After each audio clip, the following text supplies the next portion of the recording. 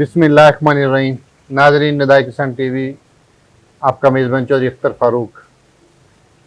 ज़री मुल्क है, ज़राअत ही हमारा पेशा है। मईशत की रीढ़ की हड्डी भी ज़राअत से ही मजबूत हो रही है।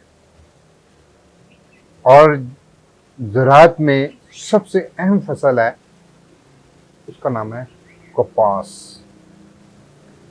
और इतनी अहम है कि मुल्क की जीडीपी पर बराह रास्त असरअंदाज होती है। हमारी 1,40,00,000 बेल पैदावार थी और कहाँ पर अब ये 90 लाख बेल पर आ गई है। इतना ग्राफ गिरा क्यों? क्या हम नाकाम हो गए हैं? क्या बीज बदल गया है? मौसम बदल गए हैं? क्या हुआ है? किस वजह से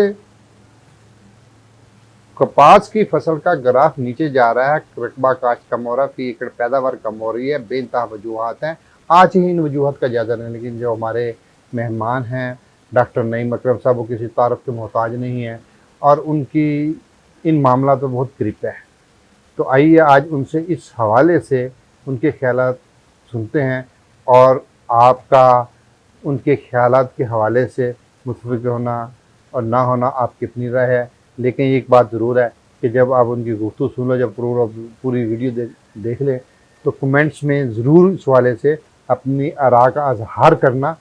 और अगर आपको कोई सवाल जवाब हो तो बताइएगा, हम आपके उनके सवालात का जवाबात भी देंगे। अस्सलाम वालेकुम डॉक्टर साहब, क्या हाल है डॉक्टर साहब? अल्लाह का शुक्र। डॉक्टर साहब, आज का मौजू है कपास की फसल तनज़्ज़ुली का शिकार क्यों है, क्यों नाकाम हो रहे हैं, क्या वजूहात है? ज़रा इस हवाले से तफसील से बताइए। बिस्मिल्लाहिर्रहमानिर्रहीम।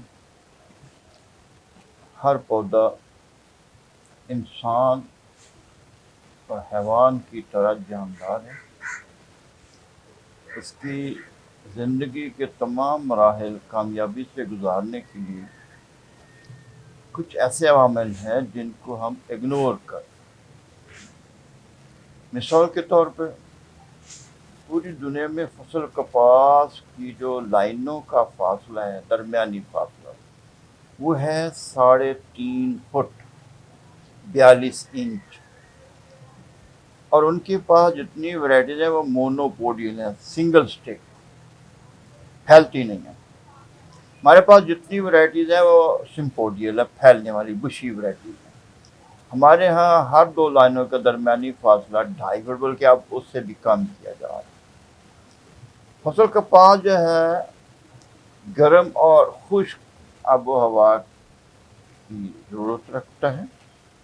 हम लोग इसका दरमियानी फासला को ज़्यादा करके खेत के अंदर वो माहौल पैदा कर सकते हैं जो पौधे की ज़रूरत है। मैंने तहसील मेलसी मौजा दल्लो मोहतरम इकबाल खान बाबा साहब के फील्ड पे 4.5 फुट लाइनों पे कपास काश्त किया।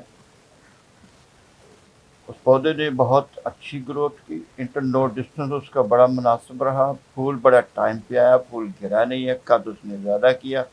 लेकिन आखिर तक एक लाइन के पौधे दूसरी लाइन से मिले नहीं। जो खेत विद इन द फील्ड जो उसको क्लाइमेट चाहिए थे बरकरार, उसकी वजह से उस पर फंगस का हमला भी कम हुआ और कीड़ों का हमला भी कम हुआ और कीड़ों को कंट्रोल करना भी आसानी से मुमकिन हुआ। इसके बाद हम आते हैं उसकी ग़िज़ाई ज़रूरियात पे। पौधे की ग़िज़ाई ज़रूरियात में हमने 2 चीज़ों का बकसरत इस्तेमाल किया है, नाइट्रोजन और फास्फोरस। जबकि पौधे को अगर फास्फोरस की ज़्यादा मिकदार इस्तेमाल करेंगे तो उसको मैग्नीशियम ज़्यादा चाहिए होगा। नाइट्रोजन की मिकदार ज़्यादा इस्तेमाल करें तो जिंक की मिकदार ज़्यादा चाहिए होगा। और जब फूल बनता है तो फिर उसकी बोरान की ज़रूरत भी ज़्यादा हो जाती है। तो इन चीज़ों को हमने अपनी मर्ज़ी से इस्तेमाल किया, पौधे की ज़रूरत का लिहाज नहीं रखा। मिसाल के तौर पे अब हमारे माहिरीन जो है कपास में बोरान के लिए बोरेक्स, वो मरकब है जो पानी में हालन नहीं हो, तो वो इस्तेमाल कर रहे हैं। तो जो पानी में हालिन होगा पौधे पे क्या असरात मरतब कर सकते हैं, पौधा तो खा ही नहीं सकता। तो जब नाइट्रोजन हम 8 से 10 बैग भी एकड़ तक इस्तेमाल करते हैं, लेकिन जिंक उसके साथ اب شاید کچھ لوگ 3 کلو تک آئے، جبکہ 3 کلو نہیں 5 کلو ہر بوری کے ساتھ لازم ہے۔ صرف فاسفورس زمین میں موجود بھی ہو لیکن یہ زمین میں متحرک نہیں ہوتا، اس کو متحرک کرنے کے لیے میگنیشیم ایک ایسا ایلیمنٹ ہے جو لازم ہے، پچھلے 50 سال سے ہم نے ڈالا بھی نہیں، اور فاسفورس سے دگنی مقدار اس کو چاہیے۔ وہ ہمارے ماہرین اس کو مائکرو نیوٹن جو ہے وہ بتا رہے ہیں، حالانکہ وہ میکرو ہے، مائکرو نہیں میکرو ہے۔ فاسفورس 2 گنا مقدار میں چاہیے۔ ہم نے زنک، بوران اور میگنیشیم کا فاسفورس کے ساتھ مناسب استعمال کر کے 100 من تک پیداوار بھی لے لیے کپاس کی، اور کیڑوں کا کنٹرول بھی آسانی سے۔ تو جو دوست رہنمائی چاہیں ذاتی طور پہ بھی رابطہ کر سکتے ڈاکٹر صاحب، زنک، بوران اور میگنیشیم ہیں۔ کیوں ضروری ہیں اور ہم اس کا استعمال کم کیوں کرتے ہیں؟ کیا یہی وجہ ہے ہماری؟ ہاں، یہ بہت بڑی وجہ ہے۔ ہمارے ماہرین نے ہمارے کسان کو وہ بات نہیں سکھائی جو سکھانی چاہیے تھی۔ میگنیشیم جو ہے فاسفورس، ابھی جیسے میں نے بتایا کہ فاسفورس زمین میں متحرک بھی نہیں ہے اور پودے کے جسم میں بھی متحرک نہیں ہے، تو میگنیشیم کو فاسفورس کے لیے ٹرانسلوکیٹر کہا گیا۔ ٹرانسلوکیٹر جو ہوتا ہے وہ خود زمین سے تلاش بھی کرے گا فاسفورس کو، اپنے ساتھ اس کو چمٹائے گا اور پودے کے جس جگہ پہ اس کی ضرورت ہے وہاں پہنچائے گا۔ تو اگر فاسفورس زمین میں موجود بھی ہو لیکن میگنیشیم کی کمی ہو تو فاسفورس پودے کی ضرورت پوری نہیں ہوگی۔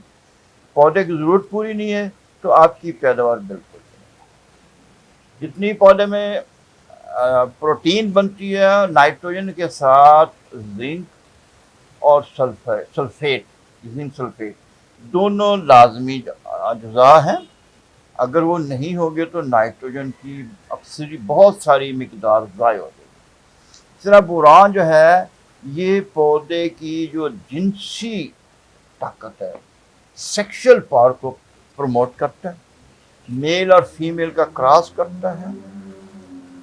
پودا سبز پتوں میں ضیائی تالیف، فوٹوسنتھیسس میں جو نئے مرکبات بناتا ہے اس کو پودے کے جسم میں تقسیم کرتا ہے۔ اگر بوران ڈیفیشنٹ ہے تو آپ کے پودے میں ضیائی تالیف سے بننے والے مرکبات کی جو ڈسٹریبیوشن ہے وہ ان بیلنس ہے اور متاثر ہوگی۔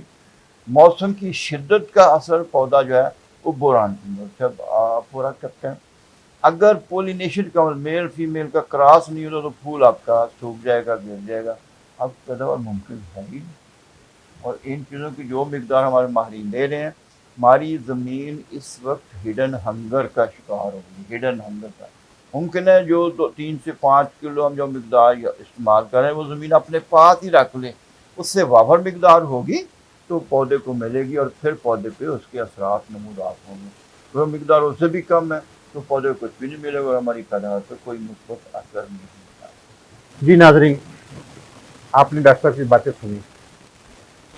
یہاں پر میں ان باتوں کو ریپیٹ نہیں کرنا چاہتا، لیکن آخر میں ایک میسج دینا چاہوں گا کہ سوشل میڈیا پر، یوٹیوب پر بے انتہا لوگ اپنا چورن بیچتے ہیں اور کسانوں کو لوٹ رہے ہیں۔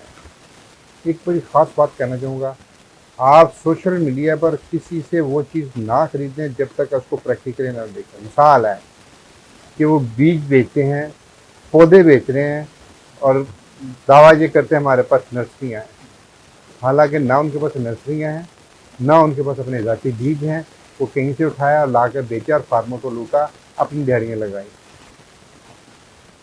ایک باغ 3 سال بعد جب کمپلیٹ ہوتا ہے، پھل کے قریب ہوتا ہے، پھر جب اس کو پتہ لگے فارمر کو کہ جو میں نے کوالٹی لی تھی وہ تو نکلی نہیں ہے، تو آپ اس فارمر کی کیا حالت ہے؟ اس لیے آپ نے نرسری کے لیے جس سے بھی پودے لینے ہیں یوٹیوب سے آن لائن نہ لیں، اور لینے ہیں تو آپ اس بندے کے بارے میں پوری طرح تحقیق کر لیں، اس کے فارم پر جائیں اور اس ورائٹی کے پوری تحقیق کریں۔ آپ کو یقیناً پھر جا کے سچ کی تہ تک پہنچیں گے، پھر جا کے پریکٹیکل کرنا۔ تو اس لیے میرا مشورہ یہی ہے کہ آپ نے جس سے بھی جو چیز خریدنی ہے پوری تحقیق اور جستجو کے بعد اس کی کوالٹی کو دیکھ کر پھر خریدیں۔ ادروائز یوٹیوب پر جو جتنے لوگ بیٹھے ہوئے جو اپنی چورن بیچ رہے ہیں نا، کو فراڈ کرتے ہیں اور فارمر کو لوٹ رہے ہیں، اور ہم اس پر احتجاج بھی کرتے ہیں اور فارمر کو یہ اویئرنیس دے رہے ہیں کہ خدا را ان لوگوں سے بچے انشاءاللہ۔ جب تک نئی ویڈیو میں اپنے میزبان کو جاری دیجیے، پھر ملاقات ہوگی۔ کسان زندہ باد، پاکستان پائندہ باد۔